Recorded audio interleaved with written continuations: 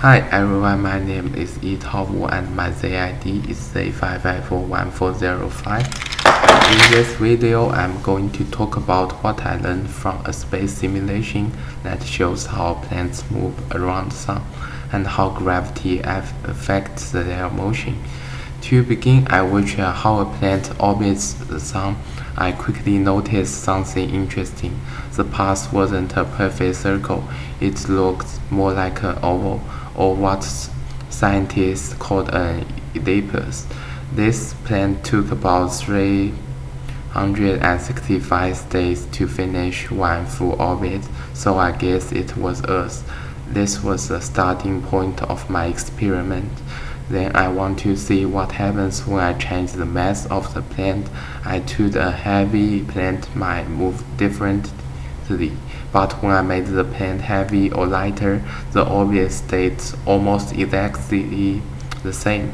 This surprised me, but then I understood it because the sun is so much bigger than the planet. Its gravity is much stronger, so the planet's mass doesn't really change how it moves in this case.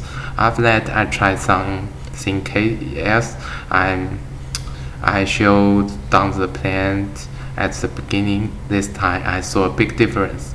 The orbit became longer and more stretched out. In some cases, the planet each crashed into the sun.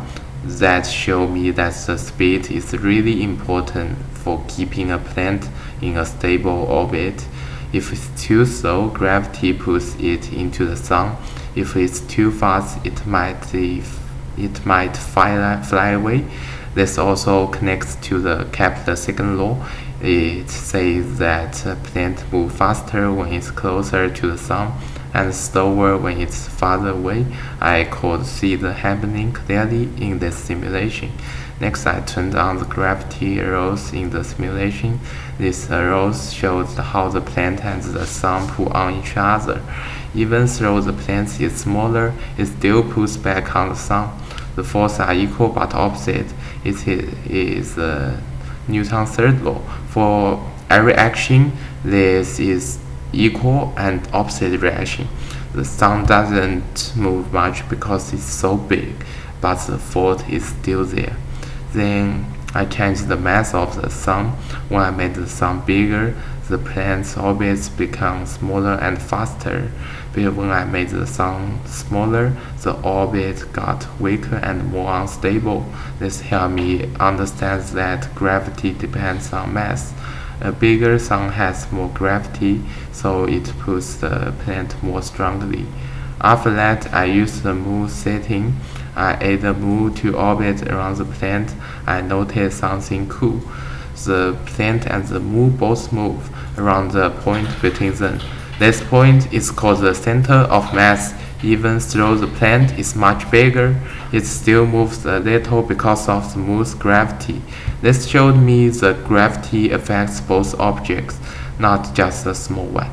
Later on, I test different distance from the sun. I choose 4 points, 0.33 AU, 0.5 AU, 0.75 AU, and 1 AU. I made the orbit look like a circle and then tied how long it took for each planet to go around once. Here are my results. At 0.33 AU, it took 69 days, and 0.5 AU, it took 131 days, and 0.75 AU, it took 227 days, and 1 AU, it took 365 days. This number follows Kepler's second law. This law says the square of the time is related to the cube of the distance. In simple words, planets that are further from the sun takes longer to go around. At the end, I ask myself, which planet moves faster in real life? My answer is Mercury, because it closest to the sun. The slowest is Neptune, which is the farthest. That also matches the gravity formula, V equals to root Gm divided R. This means planets that are closer to the sun move faster and planets that are further more slower. To sum up, The space simulation helped me understand how gravity, speed, mass, and distance all work together in space. It showed me how Kepler laws and Newton's law explain the way planets move. It also made learning fun and easy to see. I really enjoyed the experiment, and it helped me understand space a lot of better. Thank you so much for the watching.